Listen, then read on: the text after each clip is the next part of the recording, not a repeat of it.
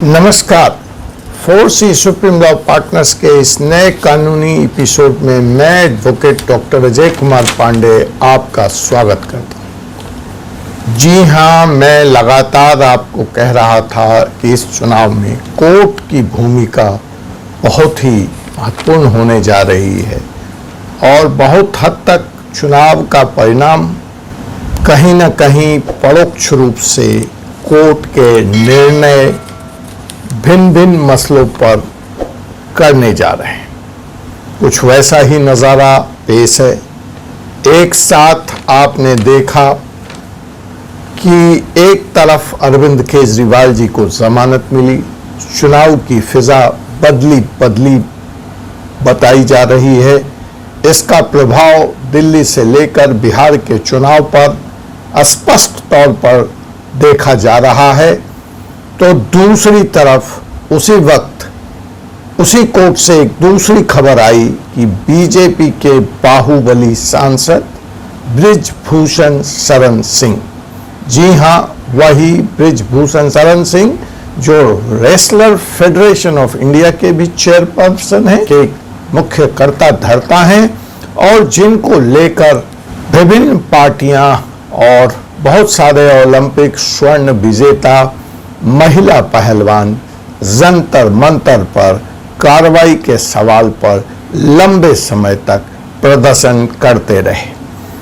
जी हां, उस वक्त बार बार मोदी सरकार पर यह कहा गया कि यह कहती है बेटी बचाओ, और यहां देखिए कि ठंड की इस मौसम में कैसे बेटियों को घसीटा जा रहा है जंतर मंतर पर, उनको प्रताड़ित किया जा रहा है, उनको प्रदर्शन तक करने नहीं दिया जा रहा है। इसमें आरोप लगाने वाले में कई पहलवान जो कि स्वर्ण पदक विजेता हैं, ओलंपिक पदक विजेता हैं, और एक छोटी बच्ची भी जो पॉस्को एक्ट के तहत सेक्सुअल हैरेसमेंट का आरोप लगाती हुई नजर आई।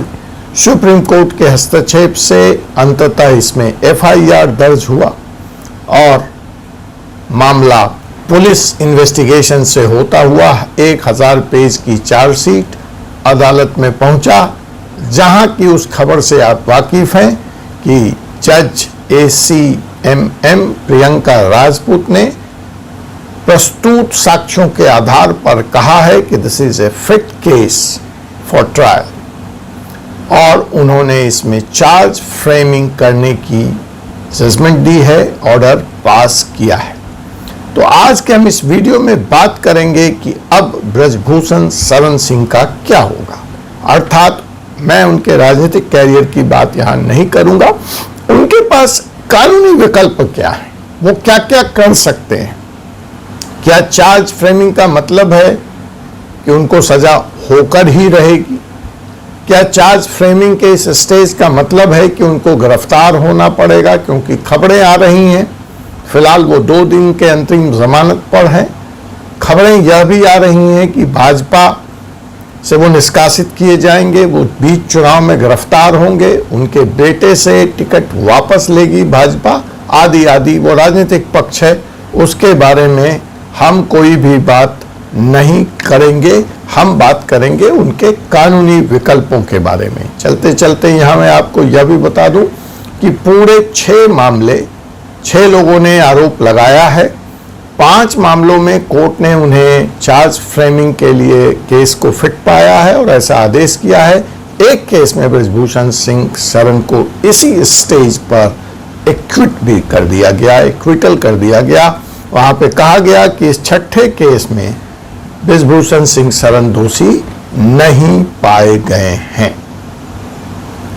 अब यहाँ पे जो मामला बनता है, वो सबसे पहला जो विकल्प है बृजभूषण शरण सिंह के पास, देखिए उनको ट्रायल फ्रेमिंग ऑफ चार्जेस तो फेस करना पड़ेगा, इससे वो बच नहीं सकते। और जब फ्रेमिंग ऑफ चार्जेस कोर्ट में होता है तो उस वक्त जो एक्यूज्ड है उसकी उपस्थिति भी आवश्यक है। तो ऐसी स्थिति में बृजभूषण सिंह शरण उस दिन कोर्ट में मौजूद होंगे जिस दिन ये फ्रेमिंग ऑफ चार्जेस होगा।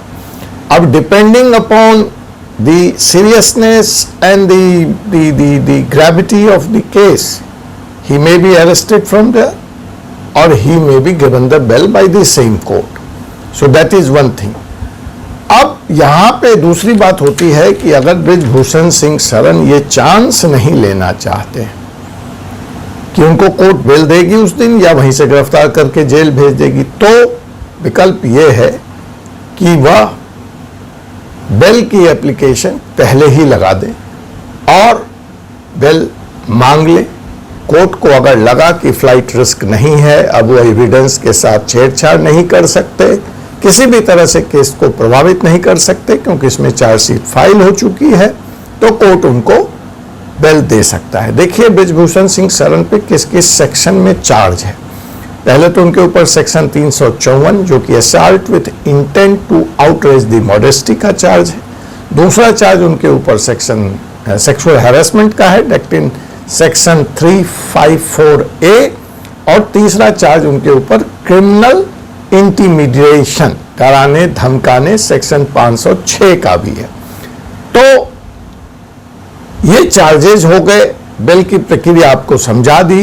दूसरा काम यह है कि वो अपने चार्जेस के अगेंस्ट स्ट्रॉन्ग डिफेंस क्रिएट कर सकते हैं, वो स्ट्रॉन्ग डिफेंस ले सकते हैं और जितने भी एविडेंस फिलहाल कोर्ट के सामने आए हैं उन सब को चैलेंज कर सकते हैं, उनको इनसफिशिएंट बता सकते हैं, उसको कह सकते हैं it is not enough to go ahead with the trial case, उसकी इनकंसिस्टेंसीज को पॉइंट आउट कर सकते हैं और वो इन चार्जेस को दिल्ली हाई कोर्ट में भी जाकर के चैलेंज कर सकते हैं। यहां पे एक बात मैं आपको स्पष्ट बता दूं कि फ्रेमिंग ऑफ चार्जेस का मतलब कोर्ट अंतिम निर्णय पे नहीं पहुंच गया है। It's not acceptance of guilt, it is not proving a person guilty. यह कोर्ट यहां पे इस स्टेज पे सिर्फ यह कहता है कि उसके पास जो एविडेंस आए हैं उसके आधार पर उसको ऐसा लगता है कि यह case is fit for trial और इसलिए वो ट्रायल की प्रक्रिया में आगे बढ़ रहा है।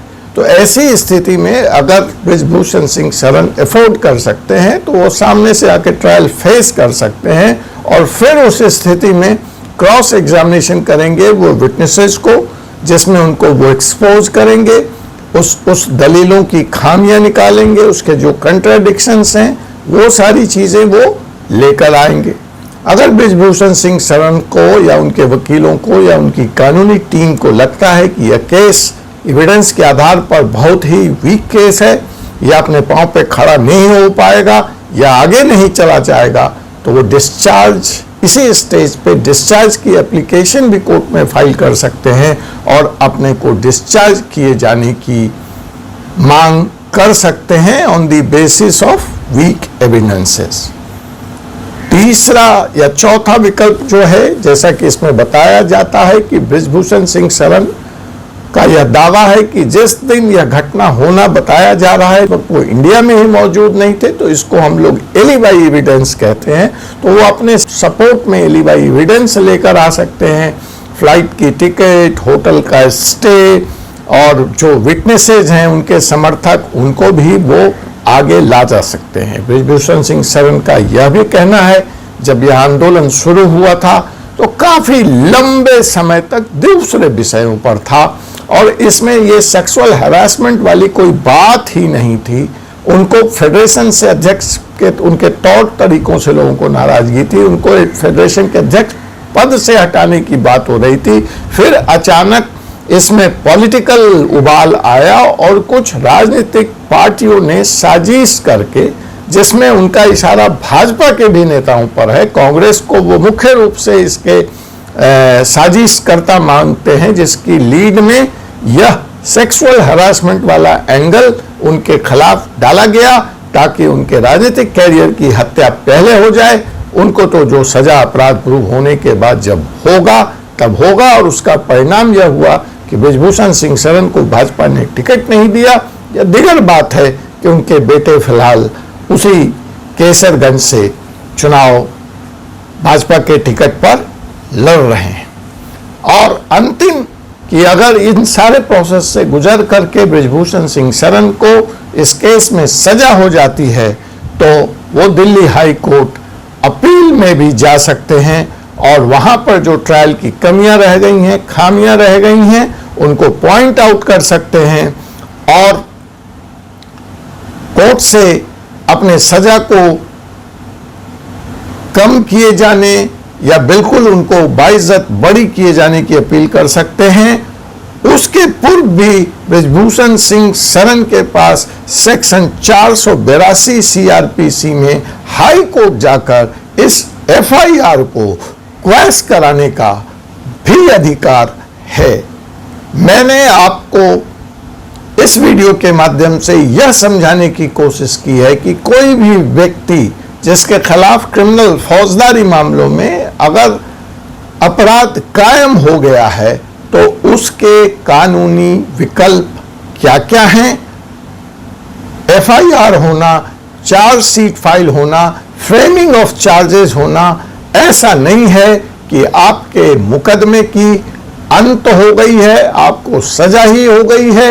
आप इस वीडियो को ध्यान से सुने और अपने कानूनी अधिकारों को जानें और खुदा न खास्ते आप अगर किसी ऐसे मुकदमे में उलझ गए हैं या आपके जानने वाले उलझे हुए हैं तो कानून के इन धाराओं की, इन ऑप्शंस की मदद लें। आपसे पुनः मुलाकात होगी एक ऐसे ही विषय के साथ अगले एपिसोड में। तब तक मुझे एडवोकेट डॉक्टर अजय कुमार पांडे को अनुमति दीजिए। जय हिंद, जय भारत।